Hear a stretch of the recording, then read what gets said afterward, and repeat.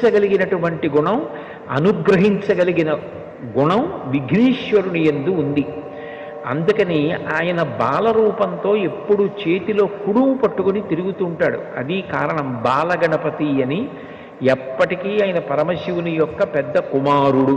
తమిళ దేశంలో పిళ్ళయార్ పిళ్ళయార్ అంటుంటారు. అంటే పెద్ద కొడుకు పెద్ద కొడుకు. ఎప్పటికీ అలా పెద్ద కొడుకు ఒక పిల్లవాడిగా ఉండిపోవడానికి కారణం ఏమిటంటే ఆయన యొక్క క్షమాగుణం. ఇది రెండవ లక్షణం. ఇక మూడవ లక్షణం ఏమిటి అంటే విఘ్నేశ్వరుణ్ణి స్మరించినంత మాత్రము చేత విఘ్నము తొలగిపోతుంది. విఘ్నము అంటే పరమ ప్రమాదకరమైనది. అది కార్యహంతి, అంటే ఇక కార్యము జరగకుండా చేసేస్తుంది. ఏదో కష్టపడితే కార్యం జరగడం కాదు, అసలు ఇక ఆ కార్యం జరగదు, అర్ధంతరంగా ఆగిపోతుంది. అట్లా కార్యం ఆగిపోయింది అంటే విఘ్నేశ్వరుడు